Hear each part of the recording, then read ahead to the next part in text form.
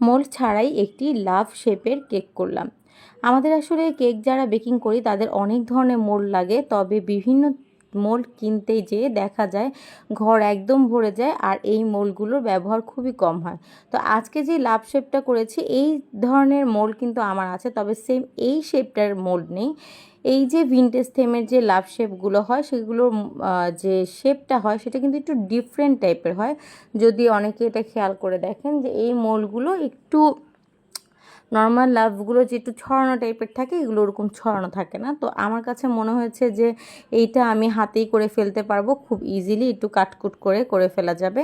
তা আমি সেটাই করেছি। আর আসলে অতিরিক্ত মোল্ড কিনলে আসলে আমাদের অনেক বেশি স্পেস লেগে যায়, বা অতিরিক্ত যে কোনো জিনিসই কিনলে আসলে সেটা অনেক বেশি স্পেস লেগে যায় এবং দেখা যায় যে এই জিনিসগুলো রাখার আর কোনো জায়গা থাকে না।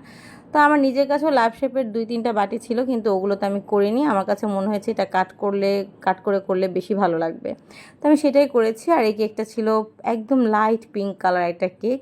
আর এই থিমে কিন্তু এটা আমার একদম প্রথম করা কেক। আমি পাইপিং টেকনিকগুলো নিয়ে একটু বেশি চিন্তায় ছিলাম, যেহেতু আমি বেশিরভাগ ফন্ডেন্ট কেক করি, তাই আসলে যারা পাইপিং কেক করে বা পাইপ করে কেকগুলো করে নজেল দিয়ে কাজ করে তাদের সাথে আমার কাজটা কতটা মিলবে বা আমি এটাতে কতটুকু কাজ দিতে পারবো, ডেলিভারি করতে পারবো, কতটুকু সুন্দর করতে পারবো, এটা নিয়ে সত্যি আমি চিন্তায় ছিলাম।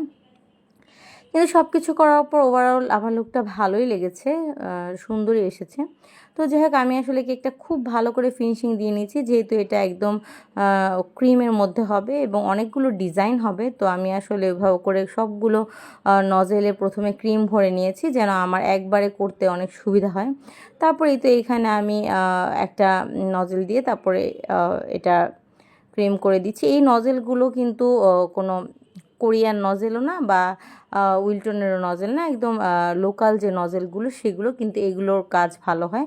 সাধারণত ফ্লাওয়ারের ক্ষেত্রে যে নজেলগুলো লাগে ওগুলো আসলে একটু দামি নজেল না কিনলে ভালো হয় না, বাট এই নজেলগুলো নর্মালি ভালো কাজ দেয় আমি দেখেছি। তো যাই হোক, পুরোটা কেকের উপরে নিচে দুই পাশে এভাবে করে আমি ক্রিম করে দিলাম। এই ডিজাইনটা খুবই ফেমাস, এখন অনেকেই করেছে, যদিও এই ডিজাইনটা আমার করার সুযোগ সবার পরে হয়েছে। আমার সব সময় আমি এটা বলি যে ট্রেন্ডিং যে কেকগুলো সেগুলো কেন জানি আমি সবার পরে করি।